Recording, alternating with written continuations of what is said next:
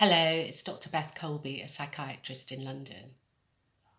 In this video, I'm going to talk about the Autism psychiatric interview, which the Royal College of Psychiatrists suggests that psychiatrists use as one of the tools for assessing and diagnosing autism.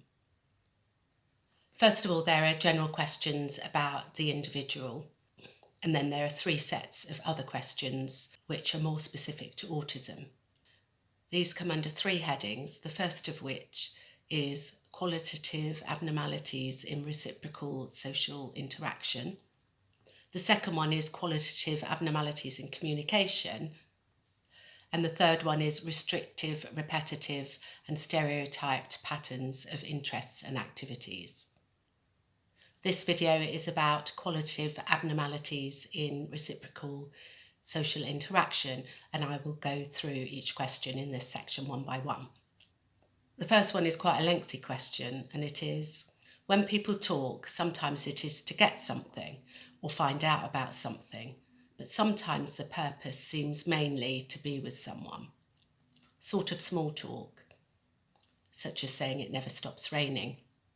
Would you ever talk with someone to just participate in some form of language exchange? Often people with autism do not see the point of small talk and avoid it. The second one is, can you have a conversation with someone? If I say something to you without asking a direct question, what would you usually do? Some people with autism find it hard when an indirect question is asked, such as what happened at work today. They find it easier to answer direct questions which have a yes or no answer. Number 3, are there times when you have asked socially inappropriate questions or made socially inappropriate statements? Some people with autism find it difficult to use tact and diplomacy. They like saying the truth, but find it hard to consider other people's feelings, so may appear rude. Number 4, do you ever nod to say yes or shake your head to say no? Some people with autism do not use many gestures. The next question is related and is, how are you with common gestures? And can you tell me about some of them you use in day-to-day interaction? Number 6, how are you with eye contact? Do you directly look at people's face when you are doing things with them or talking to them? Number 7, when you're approaching someone to get them to do something or talk to them, do you smile in greeting? Number 8, what would you do if someone smiles at you? Number 9, how are you at sharing things with people? That's physically sharing things. Number 10, what kind of things make you excited and happy? Number 11, how would you show these feelings?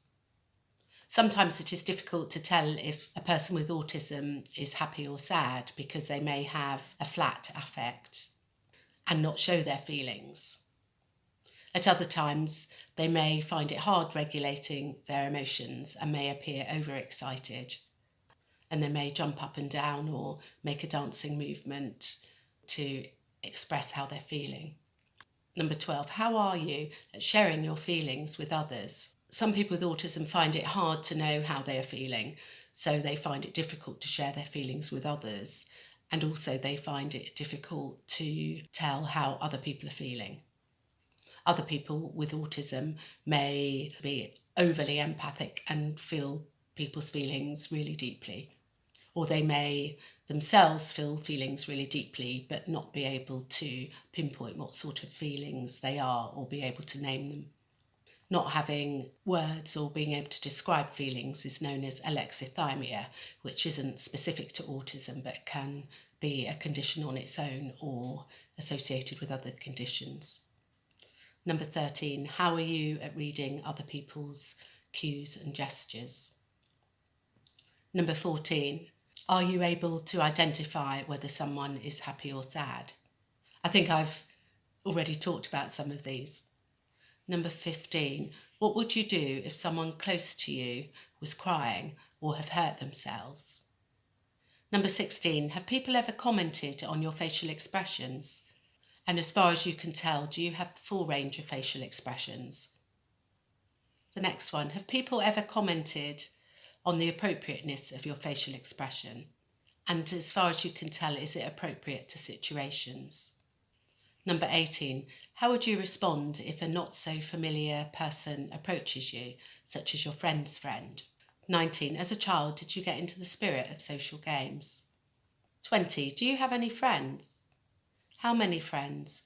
How do you spend time with them? Do you share interests with them? Do you go out with them? Number 21, are you ever cheeky or rude or inappropriately friendly with strangers? So we've talked about the first set of specific questions on autism under the heading Qualitative Abnormalities in Reciprocal Social Interaction. The next video on qualitative abnormalities in communication, the second set of questions, will be coming out shortly, so look out for that. Thank you for listening. Bye for now.